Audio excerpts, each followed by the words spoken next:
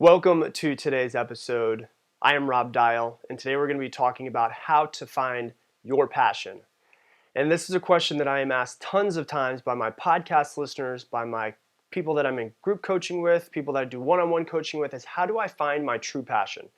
Because most people don't know what their true passion is. And I will tell you this up front, if somebody tells you that they're going to help you find their true passion, they're probably completely full of it, because I don't think that anybody really knows the true formula for helping somebody find their passion.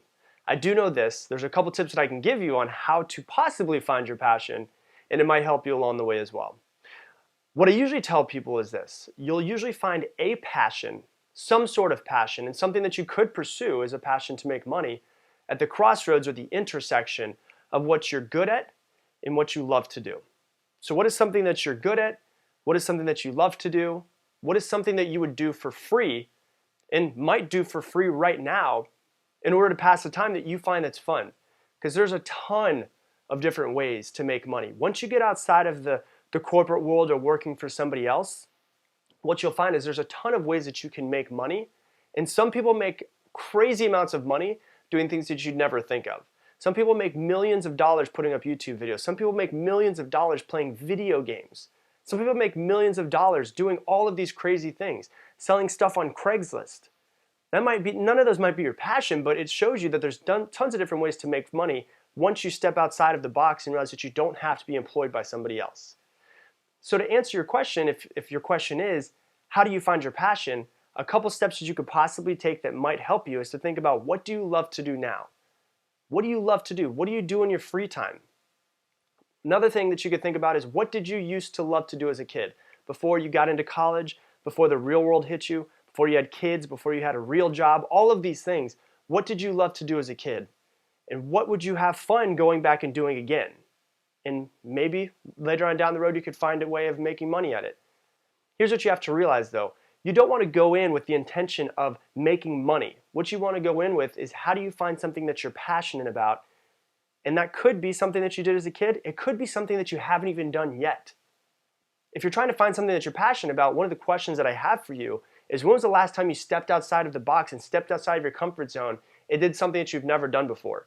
When was the last time that you went, skydiving or rock climbing, or you went out in nature and took a 20-mile hike, or you went on a ride along with police officers or firefighters and did something that's completely crazy that you've never done before? Something small. When was the last time that you took a different route to and from work and just got lost on side streets? If you start pushing yourself outside of your comfort zone, start doing new things and stop doing the same thing every single day and every single week, you might find something that you love, and you might find something that you're passionate about as well. I will tell you this though, it might not happen right away. It might take time. It may take 6 months till you figure out what it is. It might take you 5 years like it did for me. It might take you longer than 10 years to find out what you're truly, truly passionate about. But what I always tell people is this: keep it in the back of your mind of thinking about, what am I passionate about? And keep it in the back of your mind, and life will start to leave clues. The universe will start to leave clues of these different things that you could possibly do that could be a passion of yours. One of the things I always tell people is, if you keep it in the back of your mind, it's kind of like when you buy a car, and then after you buy the car, you see it everywhere. The reason why is because that car is now part of your mind. It's in your mind somewhere. And you start to see it, you start to notice it when you didn't notice it before. If you think, how can I become passionate at something? What am I passionate about? You keep it in the back of your mind, you'll start to notice little clues all over the place. So as far as I can tell you, that's the best tips I can give you to try to find something that you're passionate about. Whether you find it, whether you don't, I don't know. It might take some time. It might take you a couple hours. It might take you a couple years. But if you try to actually figure out, what am I passionate about, and you keep your mind open to the opportunity of finding something that you're passionate about, one day you might actually find out what it is. So with that, I hope that you have an amazing day.